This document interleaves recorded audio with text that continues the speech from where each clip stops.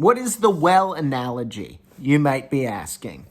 Well, what I realized when working as a counselor, I would constantly be coming up with analogies to help simplify complex kind of issues. So one of the ones that I used was I would compare a relationship to a well, okay? So I'd be dealing with somebody who has drug problems or alcohol problems. What I'd realize is at the core of that, the problem that they have or that I had in my life were with relationships. Now, whatever happened in my childhood or my adolescent years that kind of screwed up my perspective of relationships is a whole long dissertation, right? But I've done the work to kind of look at those things and figure out where my relationship meter got screwed up. And I've been able to go and kind of fix those attitudes, ideas, and ideologies to today have a very, very healthy relationship gauge and kind of a playbook that I can follow to create and maintain and grow healthy relationships. But one of the nuggets out of that was when people remain in unhealthy, unfulfilling, toxic, codependent, emotionally, physically, mentally abusive situations, to how to get out of that, how to go from that. And so when we put emotion behind something, it screws up our rational brain. So emotionally, I'm tied to this person who's not good to me or for me. And I have all these emotions that kind of blur the lines of reality. But when I can compare something to something concrete, and in this case, concrete being a well. We go to a well to get water. If the well does not have water, why would we continue going to that well?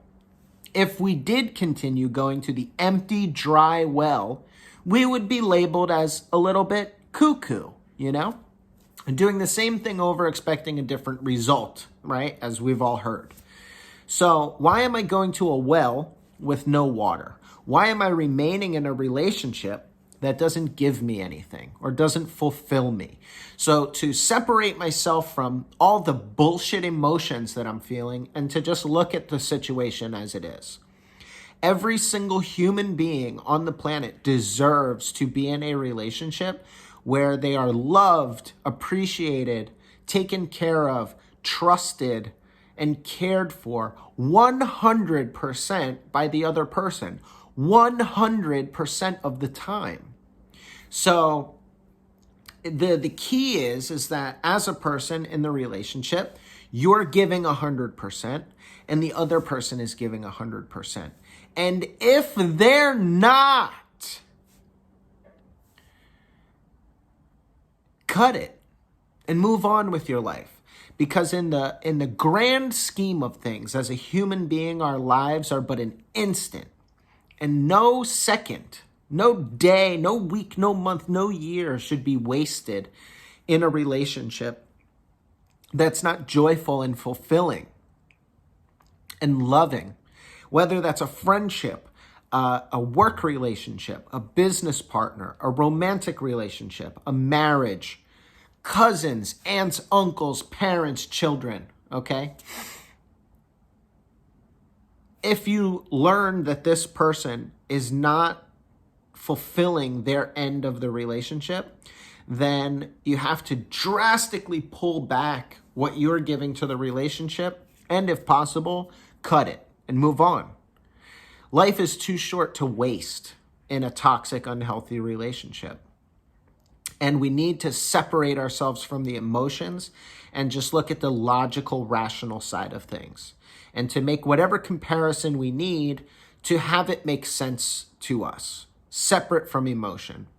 So if you're going to the well and the well is dry, you're going to constantly be disappointed, constantly be unfulfilled. You'll be emotionally, spiritually thirsty because you're going to this source for something that it cannot or will not give. So the good news is that there's like 7 billion other wells, and it's scary, but it's better to to go off on your own for a while, so as to create and find fulfilling relationships rather than staying in a broken situation that's just going to drain your life force, skew your perspective on what relationships are and should be and can be. When you stay in that abusive or draining or unfulfilling relationship, it's like torture, and it's such a massive waste of time. So my philosophy, and I still live by this. I mean, I'm grateful that my marriage, the well is freaking overflowing constantly. She gives 100%, I give 100%. Even when I don't feel like it, or when I'm tired. I look back at my parents' marriage, and I look for where, there wasn't 100% always being given, and that ultimately resulted in them splitting up, And so I don't want to recreate my family history in any way, so I'm constantly conscious. How can I give a little bit more? How can I be a little bit more attentive? How can I be a little bit more patient? And in return, what I get in my relationship is the same thing at a 100% capacity.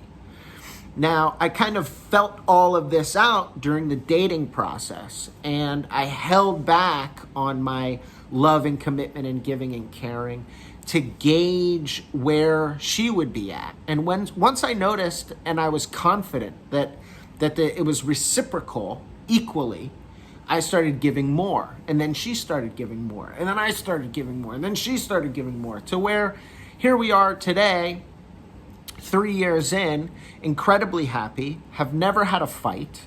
We've had like little disagreements, but it's never been a fight. It's never been sleeping on the couch, grabbing the car keys, storming out the door, not returning a phone call, ignoring a phone call, mean texts. We have not done any of that. And we've been together since 2016. We've been married since 2017.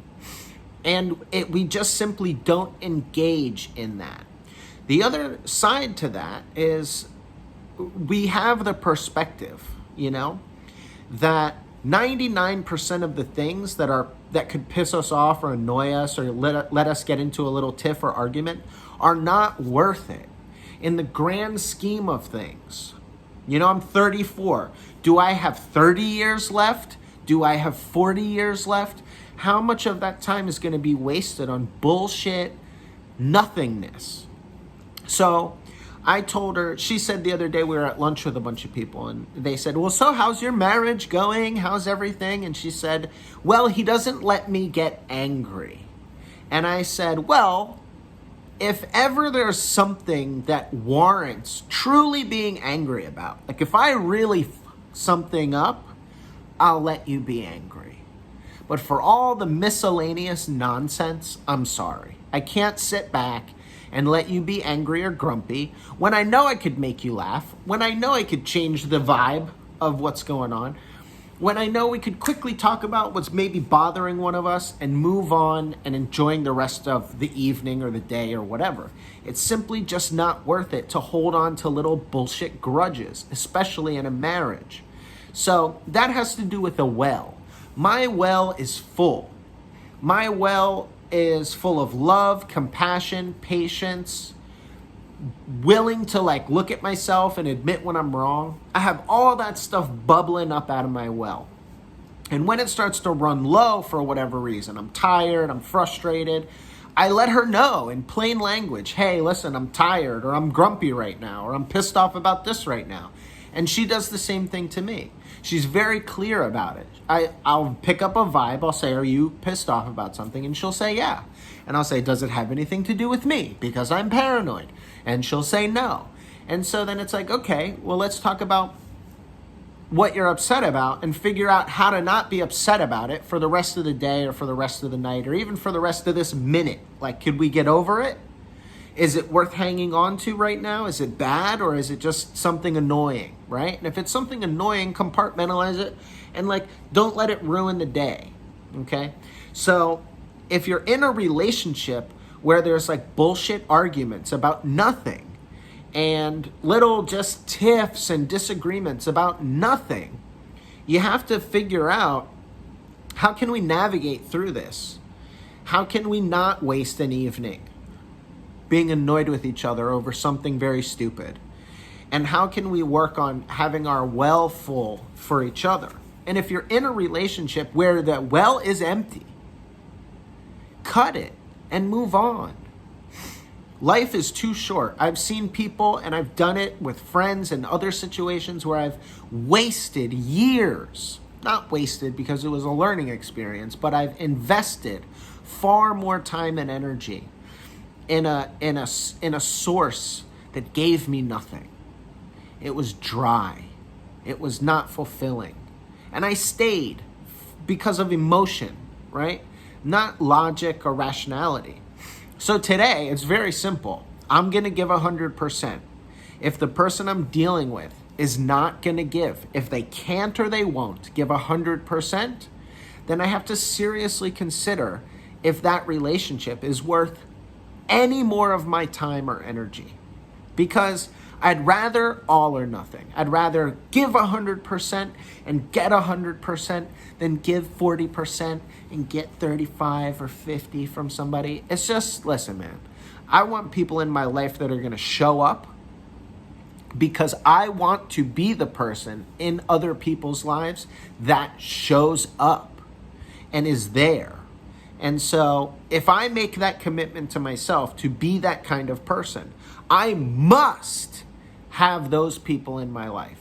Otherwise, it leads to a life of resentment and bitterness because I'm giving everything and not getting anything in return. And if you're that person, it's your own goddamn fault. So you're not a victim. You're not, the raw end of the stick or whatever they say. It's your choice to stay in that situation when you're giving and not receiving equally from the people you claim to love and who claim to love you. So